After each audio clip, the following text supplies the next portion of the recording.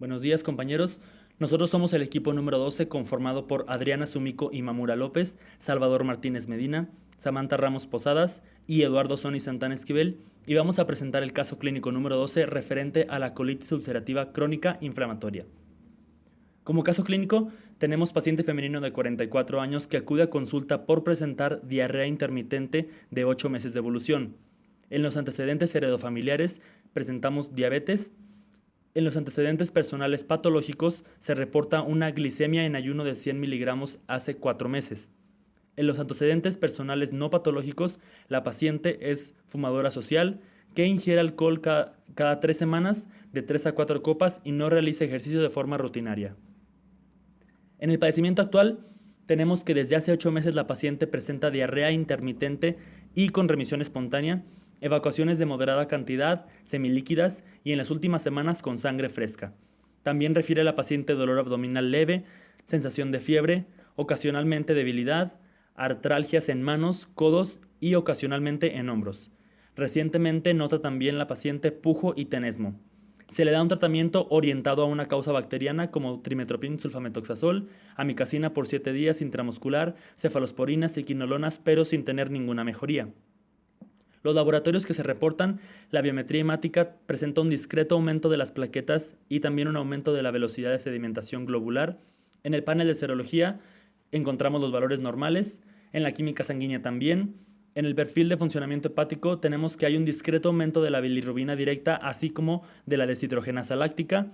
Y en el examen de heces no se reportan parásitos, hay eritrocitos 2 cruces, leucocitos escasos de predominio de polimorfonucleares, grasas negativas y abundantes fibras. Además, los cultivos solamente reportan E. coli pero sin referir ninguna subespecie. A la exploración física tenemos que la paciente se encuentra con un estado mental normal, con algunos rasgos depresivos. Los signos vitales están dentro de los parámetros normales.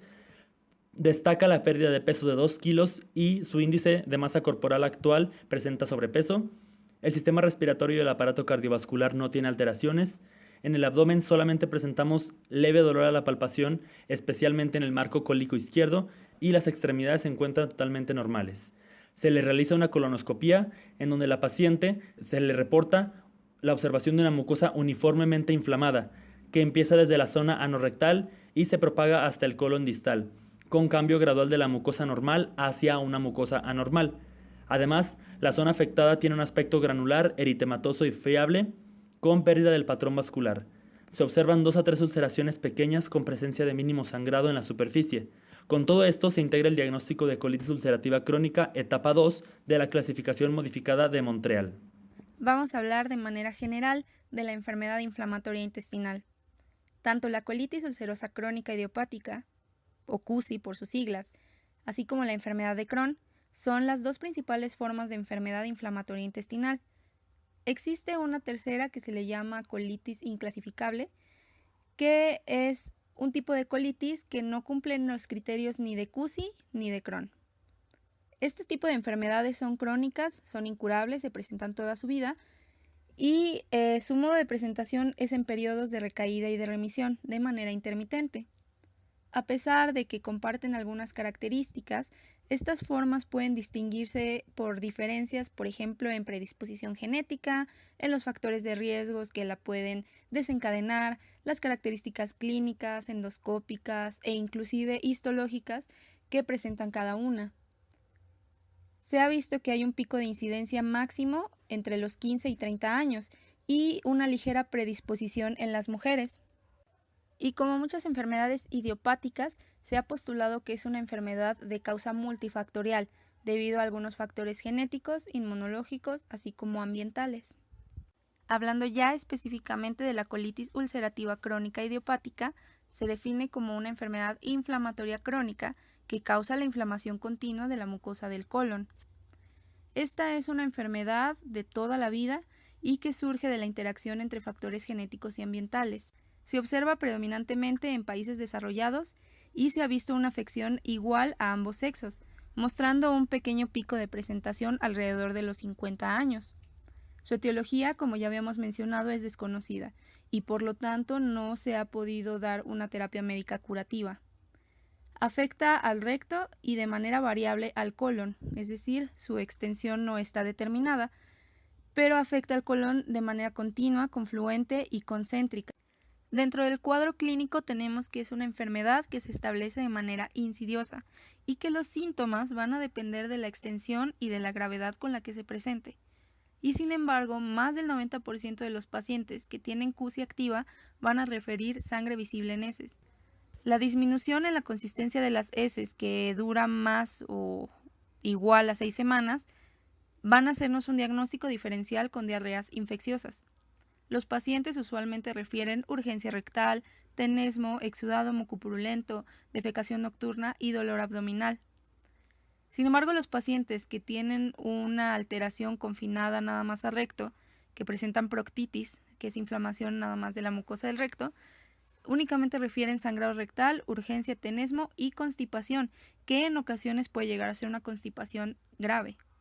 La presentación con un ataque severo y muy agudo ocurre en 15% de los pacientes y tienen síntomas sistémicos, como fiebre, como taquicardia y algunos otros.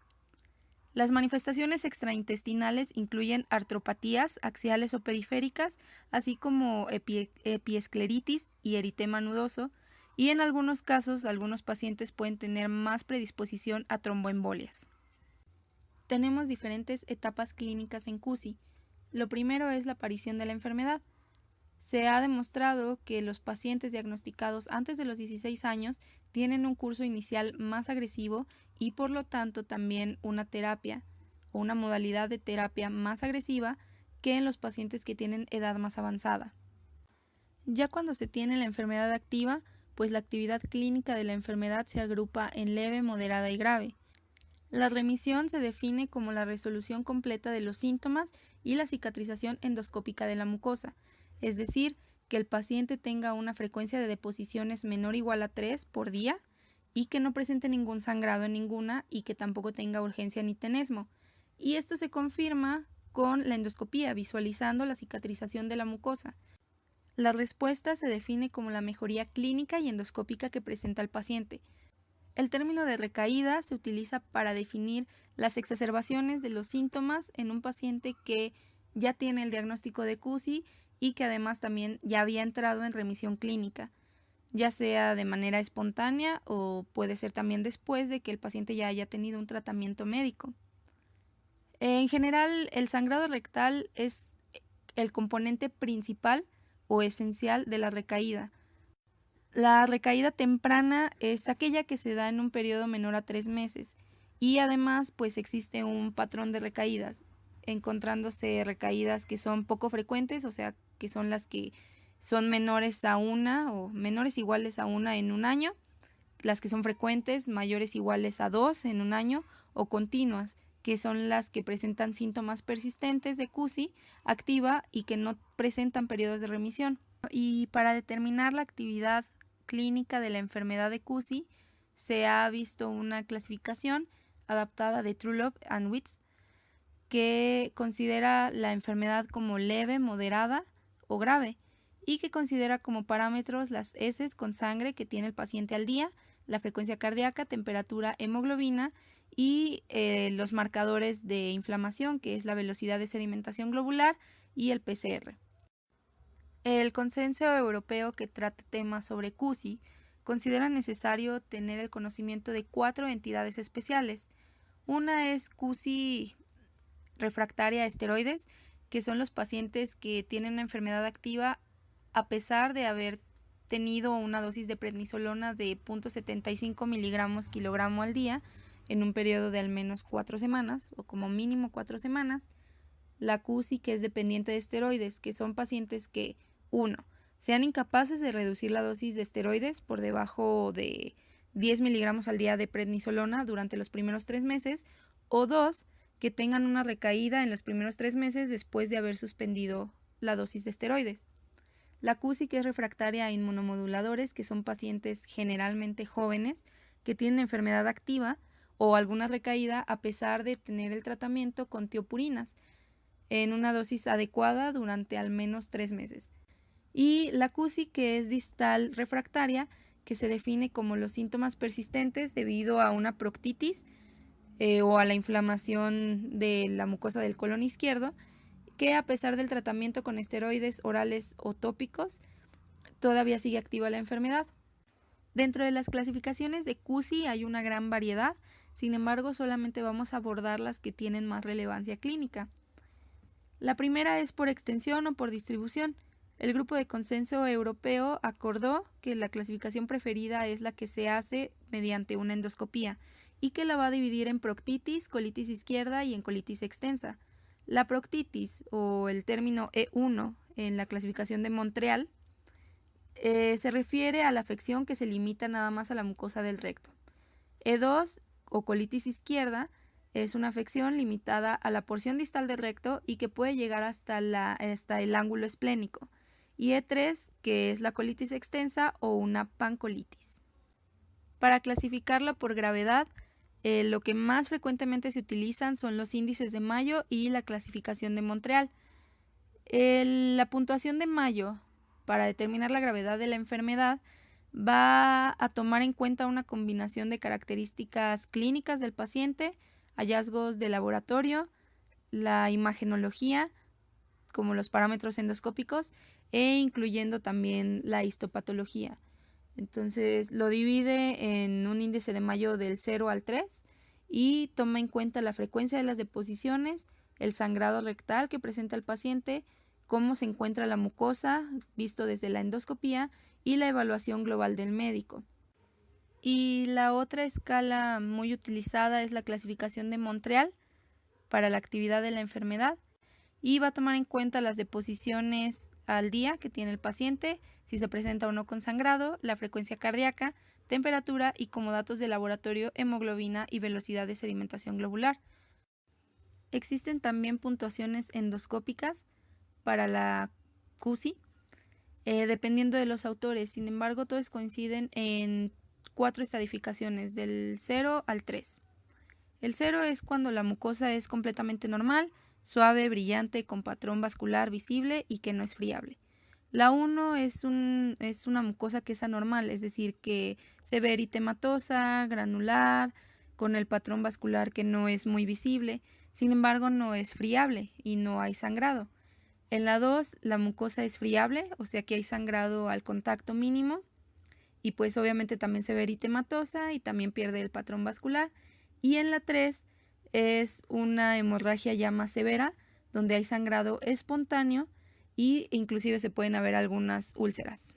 Debido a que no hay un marcador patógeno único que nos pueda determinar el diagnóstico preciso de CUSI, este diagnóstico va a depender de la combinación tanto de la historia clínica como la exploración física, a los hallazgos endoscópicos, las características histológicas que se presenten en las biopsias que se tomen de colon y que el paciente presente las pruebas negativas para patógenos infecciosos en heces. Entonces, si tenemos un paciente que tiene síntomas sugerentes de CUSI y que sale con una biopsia normal del colon, hay que guiarnos hacia otra patología. Y la confirmación endoscópica e histológica es esencial para hacer el diagnóstico correcto de CUSI. Los estudios de laboratorio iniciales que se deben de incluir para el diagnóstico de CUSI incluyen una biometría hemática completa, marcadores de inflamación que son la proteína C reactiva y la velocidad de sedimentación globular, urea en suero, creatinina, electrolitos, pruebas de función hepática, un perfil de hierro, pruebas de microbiología en heces del paciente, biomarcadores como son anticuerpos P-ANCA, antisacaromies, Cerevisiae y calprotectina. La biometría hemática puede revelar cierta trombocitosis, como se veía en el caso clínico, como resultado de la respuesta inflamatoria crónica. La anemia que se presente va a indicar la gravedad si el sangrado es muy severo. Tanto la PCR como la BCG se van a correlacionar con la actividad clínica que presenta la enfermedad y ambos son marcadores útiles para vigilar la respuesta al tratamiento que tiene el paciente en una CUSI grave. Para hacer el diagnóstico inicial de CUSI se requiere la eliminación de cualquier causa infecciosa que esté dando la sintomatología del paciente. Dentro de los biomarcadores, los más ampliamente estudiados son los P-ANCA y los anticuerpos antisaccharomieses, Cerevisiae. En muchos de los pacientes se encuentran los PANCA positivo hasta en un 50-65% de los que tienen CUSI activa y en comparación a Crohn, donde se encuentra menos del 10%. Esto nos puede hacer un diferencial entre estas dos entidades. Y sin embargo, la sensibilidad para detectar CUSI con los PANCA no es la suficiente para justificar su uso rutinario ni para tomar decisiones terapéuticas con base a estos resultados. Dentro de los marcadores fecales hay muchísimos y de estos la calprotectina fecal parece ser el biomarcador más sensible, que no es invasivo y que va a reflejar el grado de inflamación intestinal. Sin embargo, es poco específica porque no nos puede determinar la causa de una inflamación intestinal. Y para hacer el establecimiento del diagnóstico, pues cuando se sospecha CUSI, la colonoscopía y específicamente la ileonoscopía, así como la toma de biopsia de varios segmentos del colon, incluyendo también el recto, son los procedimientos de preferencia para establecer este diagnóstico y la extensión también de la enfermedad. A pesar de que no hay ninguna característica endoscópica que sea específica para CUSI, los cambios endoscópicos que se relacionan a esta se caracterizan por iniciar en el borde anal y extenderse proximalmente de manera continua, confluente y concéntrica. Con esto, las características endoscópicas se dividen en la actividad leve, moderadamente activa y en la grave. En la leve, pues la mucosa se observa con eritema, con cierta congestión vascular y se empieza a perder un poco el patrón vascular. En la moderadamente activa, la pérdida del patrón vascular es completo. Se encuentra sangre en la superficie de la mucosa, aunado a erosiones. La apariencia de la mucosa se vuelve granulosa y rugosa y hay friabilidad. Esto es que cuando se toca un poco la mucosa empieza a sangrar. Y en la grave, el sangrado es espontáneo y generalmente se asocia a úlceras. Un ultrasonido transabdominal se puede utilizar para buscar inflamación del intestino delgado o del colon y presenta una sensibilidad de hasta el 80%. No parece ser muy útil en el diagnóstico de la enfermedad, sin embargo sí nos puede ayudar a la monitorización del éxito del tratamiento e inclusive nos podría ayudar a pronosticar el curso de la enfermedad. Y la colonografía virtual es una técnica en desarrollo apenas. Los datos actualmente son muy limitados y no se demuestra aún un valor diagnóstico para evaluar la extensión de la enfermedad. Finalmente, la histopatología es una parte esencial en el diagnóstico de CUSI, pero que además nos va a ayudar a la evaluación de la actividad de la enfermedad y a realizar la identificación de algunas neoplasias intraepiteliales, como son algunas displasias. Hay una gran gama de características microscópicas y estas se pueden dividir en tres. Uno son las alteraciones o las características de la arquitectura de la mucosa, otras son las anomalías epiteliales y el tercero las características inflamatorias. Y pues para tener un diagnóstico confiable de CUSI mediante histopatología se deben de obtener múltiples biopsias en 5 sitios alrededor del colon, que incluyan también al recto y al ilion. Una vez que ya se revisó cuáles son las características clínicas y cómo se realiza el diagnóstico de la colitis ulcerativa crónica idiopática, vamos a enfocarnos ahora en el tratamiento y en los esquemas de manejo de esta enfermedad. Hay que saber en primer lugar que la elección del tratamiento va a estar basada en la gravedad y en la localización de la enfermedad como tal. Y hay ciertos objetivos que se buscan cumplir al momento de dar tratamiento para esta condición. En primer lugar, se busca aliviar la inflamación de la mucosa, inducir y mantener la remisión de los síntomas y reducir la frecuencia de las complicaciones para que con todo esto se logre mejorar la calidad de vida del paciente. Otro punto muy importante a considerar es que si recordamos, el carcinoma colorectal es una de las complicaciones más graves que puede traer esta enfermedad, por lo cual el tratamiento también tiene que ir de cierta manera orientado a disminuir el riesgo de padecer este tipo de cáncer. Antes de revisar el paso a paso del esquema de manejo que le vamos a dar a los pacientes que presentan esta enfermedad, es conveniente revisar cuáles son los mecanismos de acción que van a tener sobre la enfermedad los principales fármacos que vamos a usar en el tratamiento para lograr los objetivos antes mencionados. El primer tipo de fármaco que vamos a revisar es el ácido 5-aminosalicílico, que son fármacos como sulfasalacina o mesalazina. El mecanismo de acción específico dentro de la enfermedad de estos fármacos es que van a inhibir en primer lugar la ciclooxigenasa, lo cual lleva a que haya una inhibición de la síntesis y liberación de la prostaglandina E2, que es lo que ahí abreviamos como PGE2. Todo esto en la membrana mucosa. De igual manera, a concentraciones altas, este tipo de fármacos inhibe la migración, degranulación, fagocitosis y síntesis de radicales libres de oxígeno en los neutrófilos. Va a inhibir también la lipooxigenasa, que nos lleva a que haya una inhibición de la síntesis de los leucotrienos, que van a ser factores que favorecen la inflamación dentro de la mucosa intestinal.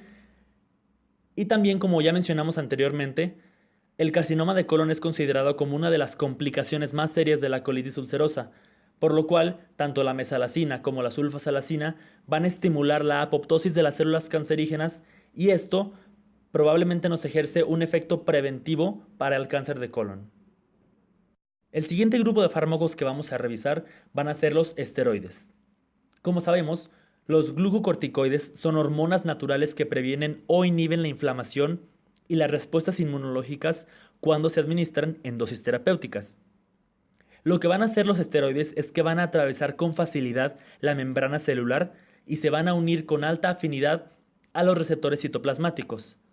La activación de estos receptores citoplasmáticos va a inducir la transcripción y la síntesis de proteínas específicas que vamos a revisar en un momento más. Algunas de las acciones mediadas por los esteroides van a ser la inhibición de la infiltración de los leucocitos hacia las zonas de la mucosa que se encuentran inflamadas, y asimismo van a producir una interferencia con los mediadores de la inflamación y una supresión de las respuestas humorales que se puedan dar. Ahora, la respuesta inflamatoria de los esteroides se debe a la producción de las lipocortinas. Estas proteínas lo que van a hacer es que van a inhibir una enzima denominada como fosfolipasa A2. Al inhibirse esta enzima, se va a producir a su vez una inhibición de la síntesis del ácido araquidónico, que consecuentemente va a dar una inhibición de la síntesis de los mediadores de la inflamación, como lo son las prostaglandinas y los leucotrienos. Todo esto nos lleva a que los esteroides hagan una reducción en la inflamación y que produzcan una respuesta inmunosupresora. El siguiente pilar del tratamiento van a ser los inmunosupresores de la tiopurina. El mecanismo de acción o la acción terapéutica de estos dos fármacos, hablando específicamente de la azathioprina y de su metabolito 6-mercaptopurina, va a depender en gran medida de su conversión hacia el ácido 6-tioinosínico y también de su conversión hacia 6-tioguaninnucleótidos. Estos metabolitos activos lo que van a hacer es que van a bloquear la síntesis de nucleótidos en las células, sobre todo en aquellas que, como los inmunocitos, tienen un elevado recambio celular. Como consecuencia de ello, se va a producir una disminución de la actividad de los linfocitos natural killer y se produce una supresión de la citotoxicidad mediada por linfocitos T. De igual manera, otra acción que va a tener sobre esta enfermedad es que se va a producir una inhibición de la reacción antígeno-linfocito. Y finalmente tenemos a la ciclosporina, la cual, dentro de su mecanismo de acción, es que va a modular la actividad de la fosfatasa de la calcineurina. Al modular esta actividad de esta enzima, se inhiben los factores de transcripción de los genes que van a codificar para proteínas implicadas en el proceso inflamatorio, como lo son interleucina 2, factor de necrosis tumoral alfa e interferón gamma. Además, va a producir sobre la mucosa una supresión de los factores de inflamación locales, como es el óxido nítrico y la linfocatina. En la etapa de inducción de la remisión, la primera línea de tratamiento de colitis ulcerosa será la sulfasalacina y las 5-aminosalicilatos, como mesalamina, oxalacina y valsalacida, ya sea administrados oralmente o rectalmente mediante supositorios o enemas, con una tasa de remisión esperada de aproximadamente el 50%. La proctitis leve a moderada puede ser tratada con supositorios como mesalamina a 1 gramo por día o enemas 2 a 4 gramos por día. La remisión clínica ocurre en la mayoría de los pacientes en 2 semanas, con un tratamiento repetido según sea necesario. Si esto llegara a fallar, los enemas de 5-aminosalicilatos 2 a 4 gramos al día o enemas de glucocorticoides como hidrocortisona a una dosis de 100 miligramos al día o nuevas preparaciones como budesonida o beclometasona. Si la línea de tratamiento en vía rectal llega a fallar, glucocorticoides orales hasta 40 miligramos de prednisona o su equivalente es el siguiente paso a seguir. La colitis del lado izquierdo leve a moderada y la colitis ulcerosa extensa se trata primero con una combinación de 5-aminosalicilato rectal y oral hasta 4 y 8 gramos por día. En cambio, las dosis escalonadas de 5-aminosalicilato oral producen generalmente la mejor respuesta clínica. Una dosis diaria de 5-aminosalicilato 2 gramos por día o una dosis de liberación controlada como la 5-aminosalicilato multimatrix 2 a 4 gramos por día son muy eficaces y promueven la adherencia al tratamiento. Los pacientes con colitis ulcerosa leve a moderada que son refractarios a terapias rectales y al 5-aminosalicilato oral son candidatos a glucocorticoides orales o agentes inmunosupresores como acetoprina o 6-mercaptopurina. Aquellos que no tienen una respuesta a la dosis máxima de 5-aminosalicilato o glucocorticoides orales deben recibir glucocorticoides intravenosos. Para los pacientes que continúan requiriendo terapia con glucocorticoides y para aquellos que no tienen una respuesta a ella, una buena opción terapéutica es el infliximab, un anticuerpo monoclonal contra el TNF-alfa, administrado a una dosis de 5 miligramos por kilogramo de peso hasta por 6 semanas. Muchos especialistas sugieren que los pacientes con enfermedad extensa y severa deben recibir glucocorticoides intravenosos de 5 a 7 días. Si esto no responde, entonces la ciclosporina intravenosa 2 miligramos por kilogramo o infliximab es usualmente el siguiente paso. Si no responde al tratamiento, se han propuesto varios esquemas para determinar si la colectomía debe realizarse en pacientes con enfermedad que no responde. Estos esquemas incorporan la frecuencia de las heces, el nivel de la proteína C reactiva, albúmina, calprotectina fecal y hallazgos radiológicos y endoscópicos. El índice de Oxford recomienda que se considere la colectomía si el nivel de proteína C reactiva está por encima de 45 miligramos por mililitro y si el paciente tiene 3 a 8 heces por día o 3 después del inicio del tratamiento con glucocorticoides intravenosos o ciclosporina. En la etapa de mantenimiento de remisión, debe ya haberse logrado la remisión. El objetivo es mantener el estado libre de síntomas, lo que se puede lograr con varios medicamentos, con la excepción de los glucocorticoides, que no tienen lugar en la terapia de mantenimiento, dados los marcados efectos secundarios asociados con su uso a largo plazo. Tanto el 5-aminosalicilato oral como el rectal tienen mayor eficacia que el placebo para el mantenimiento de la remisión en pacientes con enfermedad distal. Tiopurinas como acetoprina a 2.5 miligramos o 6-mercaptopurina a dosis de 1.5 miligramos pueden usarse cuando el 5-aminosalicilato es ineficaz o no se tolera o cuando el paciente es dependiente de glucocorticoides. En un estudio aleatorio que incluyó a pacientes dependientes de glucocorticoides, la proporción de pacientes con remisión libre de glucocorticoides fue significativamente mayor con azatioprina que con 5-aminosalicilato. En la etapa de mantenimiento de la remisión también pueden usarse los agentes anti-TNF-alfa cuando no tiene una respuesta a la terapia inmunosupresora o no puede tolerarla. A diferencia de la enfermedad de Crohn, la colitis ulcerosa puede responder a terapias probióticas. Por ejemplo, la cepa de Escherichia coli Niesle a 200 miligramos al día no es menos eficaz que el 5-aminosalicilato 1.5 gramos por día para mantener la remisión y el probiótico BCL número 3 a 3.600 millones de unidades formadoras de colonias por día durante 8 semanas. Junto con 5-aminosalicilato puede ayudar a inducir la remisión en la colitis ulcerosa leve a moderada. Después de haber revisado las opciones de manejo que tenemos para la inducción a la remisión y el mantenimiento de la misma, vamos a revisar cuáles son las presentaciones que podemos encontrar de los fármacos mencionados anteriormente. En el grupo de los ácidos 5-aminosalicílicos tenemos dos principales fármacos que van a ser la sulfasalacina y la mesalacina. La presentación de sulfasalacina que podemos encontrar va a ser para su administración vía oral, que sería azulfidina en tabletas de 500 miligramos. En cuanto a la mesalacina, podemos encontrar presentaciones para administración ya sea tópica u oral.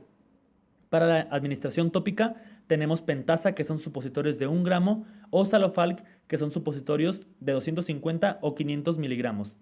Y para la administración vía oral tenemos pentasa también, pero en tabletas de 250 o 500 miligramos, y azacol, que son grajeas de 400 miligramos.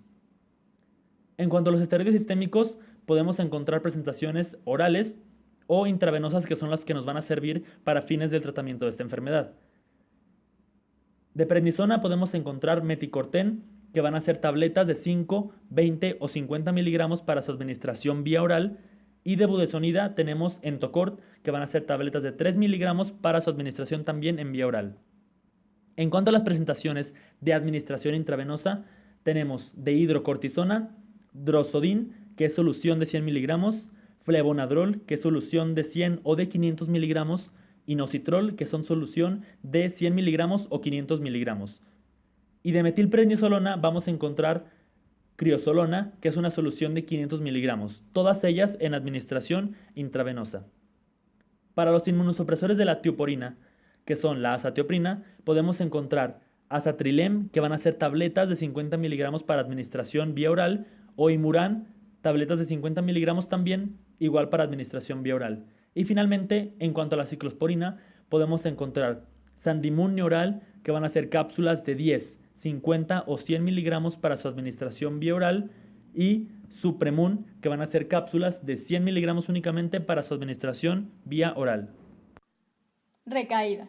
La recaída es la exacerbación de síntomas en un paciente con CUSI establecida que había estado en remisión clínica, ya sea espontáneamente o después del tratamiento médico. La recaída temprana consiste en síntomas de actividad en un periodo menor a 3 meses tras remisión.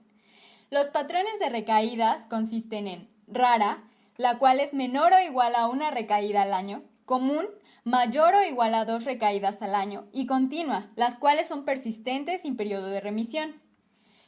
Los factores de riesgo para las recaídas consisten en una dieta baja en fibra, manifestaciones extraintestinales, plasmocitosis basal en biopsia y estrés. El tratamiento de la recaída consiste en la terapia de inducción antes establecida más el agregar azatioprina 2 miligramos kilogramos al día. CUSI refractaria a esteroides. Es aquella en donde los pacientes continúan con una enfermedad activa a pesar de una dosis de prednisona de hasta 0.75 miligramos kilogramo al día durante un periodo de 4 semanas. ¿Qué actitud médica debemos de considerar antes de continuar con otra terapia? Debemos de considerar la coexistencia con citomegalovirus, Clostridium difficile o cáncer antes de iniciar otra administración farmacológica. Considerar dosis de esteroides subóptimas. Estas se deben de evaluar alrededor del tercer día. Y las siguientes opciones de tratamiento consistirían en ciclosporina 2 a 4 miligramos kilogramo intravenoso con dosis estandarizada de 2 miligramos que se obtiene hasta una remisión del 82%. Tacrolimus de 10 a 15 nanogramos miligramo IV, donde se obtiene una remisión del 67%, por lo que se prefiere la ciclosporina antes que el tacrolimus. Y el infliximab, que es de 5 a 10 miligramos por kilogramo IV, en dosis única de rescate, estandarizando 5 miligramos como dosis de rescate. CUSI refractaria a inmunomoduladores. Son aquellos pacientes que tienen una enfermedad activa o recaída a pesar de la administración de terapia con tiopurina en la dosis apropiada por al menos 3 meses. ¿Qué tratamiento debemos de considerar en este tipo de pacientes?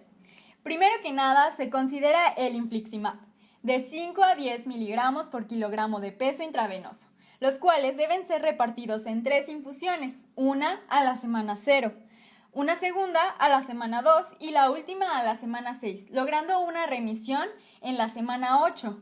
El adalimumab. Se debe de dar 160 miligramos subcutáneo para remisión y se reparte en 4 inyecciones subcutáneas al día o 2 en un día y 2 al día consecuente. La colectomía es la que se considera cuando las terapias no son funcionales o cuando llega a urgencias con un sangrado profuso o megacolon tóxico o dilatación. La terapia biológica. La terapia biológica es aquella que usa organismos vivos, sustancias procedentes de organismos vivos o versiones producidas en el laboratorio de tales sustancias para tratar enfermedades. En este caso, en la enfermedad de CUSI, la estrategia consiste en el uso de anticuerpos monoclonales quiméricos dirigidos contra el factor de necrosis tumoral humano. Estudios han demostrado que la administración intraperitoneal e intravenosa del anticuerpo monoclonal contra el factor de necrosis tumoral produce una mejoría significativa en CUSI. Las indicaciones para el uso de la terapia biológica consiste básicamente en dos: CUSI refractaria a esteroides y CUSI refractaria a inmunomoduladores. Como ya hemos mencionado antes, gran parte del tratamiento ante las CUSIs refractarias son el infliximab y el adalimumab, que consisten en este tipo de terapias. La disponibilidad de las terapias biológicas en México son limitadas. Por mencionar algunos, el Remicade, nombre comercial del infliximab, viene en polvo liofilizado 100 miligramos para administración intravenosa, el cual se debe reconstituir con 10 mililitros de agua estéril y diluir 10 miligramos de infliximab en cloruro de sodio al 9% para su administración propiamente. El precio en México en farmacias particulares abarca hasta 11,209 pesos y en las farmacias del IMSS 6,852 pesos mexicanos. Remsima, infliximab. Remsima viene en una presentación de polvo liofilizado de 100 miligramos para administración intravenosa. Su precio al particular es de 6,860. Humira, adalimumab. Es una solución inyectable de 40 miligramos, la cual se administra vía subcutánea, que contiene una jeringa con 0.8 mililitros de solución estéril, la cual se agrega con la solución antes mencionada. Su precio al particular es de 9,366 y en las farmacias IMSS lo encuentras en 6,113 pesos.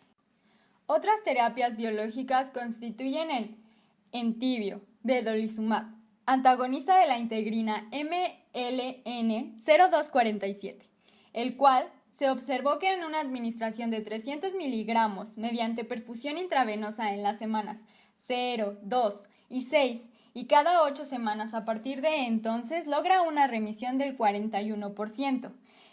La presentación viene en solución inyectable de 300 miligramos para administración intravenosa. Otra de las terapias biológicas que funciona en CUSI es el tofacitinib, el cual su nombre comercial es Xeljanz. Consiste en un inhibidor oral de las cinasas Janus 1, 2 y 3. Su administración es de 10 a 15 miligramos 2 veces al día por 8 semanas. Las tabletas vienen de 5 miligramos con cajas de 28 tabletas y 56 tabletas con un precio al público de 9,308 pesos, el cual se ha visto que en esas dosis de administración logra una remisión de hasta el 42%.